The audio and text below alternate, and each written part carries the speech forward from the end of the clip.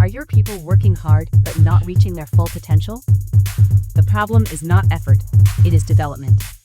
At the Modern Observer Group, we transform workforce development into real performance.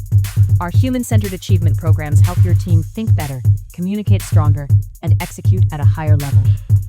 That means higher employee engagement, stronger leadership, and measurable results across your organization. If you want a workforce that performs, leads, and delivers, it is time to invest in your people.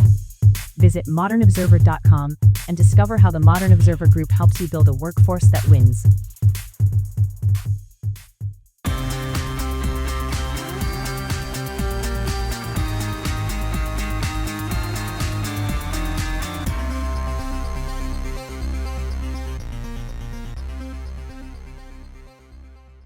An earthquake hits the Philippines. A flesh-eating parasite hits Texas.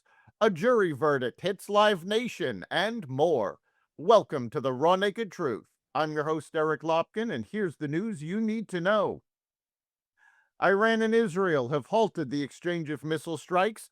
The two nations traded fire for the first time since April early yesterday morning before President Trump called for an immediate ceasefire. Shortly after that, Iran's military announced it was halting offensive strikes, although it warned that further aggression would lead to much more severe and crushing measures than before.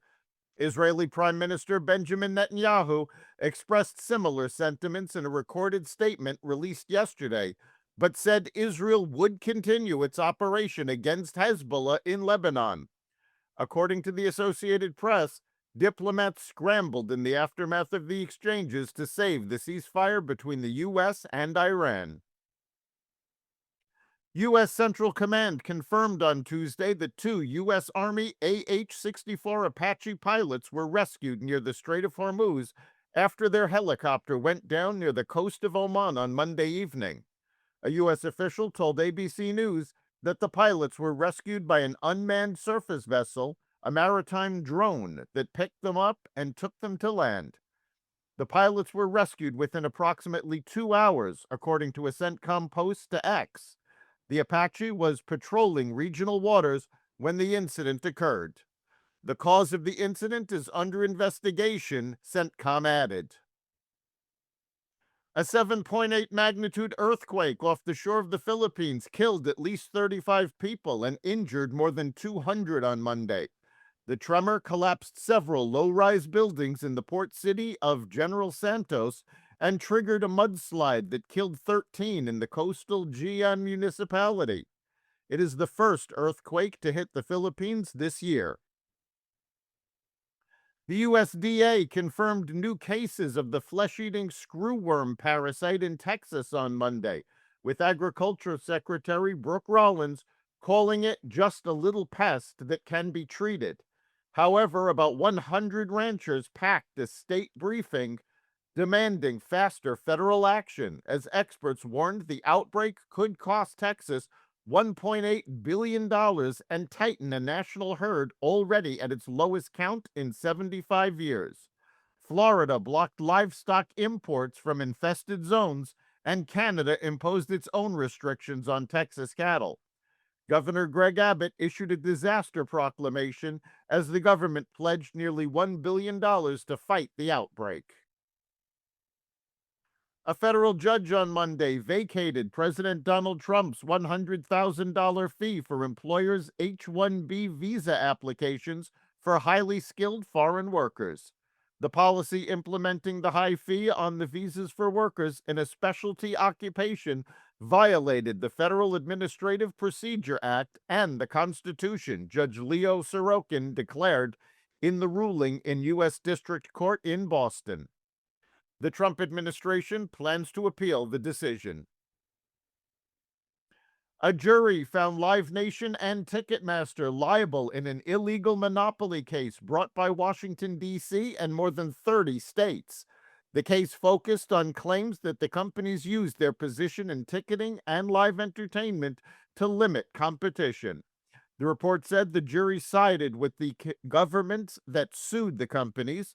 The verdict comes amid years of scrutiny over ticket fees, venue agreements, resale markets, and Live Nation's role as both a concert promoter and Ticketmaster's parent company. The latest report did not include the full remedy phase or any specific penalties. It also did not state whether the companies planned to appeal. The decision could affect future proceedings over how ticketing markets are structured and how live event tickets are sold. Further court action is expected to determine the consequences of the jury's finding. Apple unveiled a new AI-powered version of Siri on Monday at its Worldwide Developers Conference. The company said the assistant will receive upgraded voice recognition, more conversational responses, stronger contextual awareness, and the ability to work with on-screen content and previous interactions. Reuters reported the overhaul includes a standalone Siri app and a private cloud technology for syncing data across Apple devices. Apple also announced expanded child safety features, including stricter parental controls, image blurring tools for graphic content, and new browsing permission controls. The AI rollout is intended to address delays in Apple's Siri modernization effort. Reuters reported the update will initially be available in English and roll out on iPhones and iPads, with Mac support planned and smartwatch work continuing. The rollout excludes the European Union and China at launch.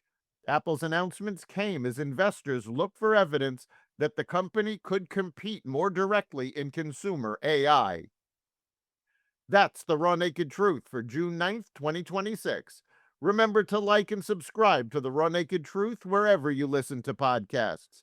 You can catch every episode of the Raw Naked Truth Daily News Brief, as well as our sister podcast, Carnivore Radio, with news analysis and commentary, and the rest of the Xvadio podcast network at xvadio.com, the Apple Podcast app, YouTube, Rumble, Spotify, iHeartRadio, Audible, Amazon Music, and other platforms that respect freedom of speech.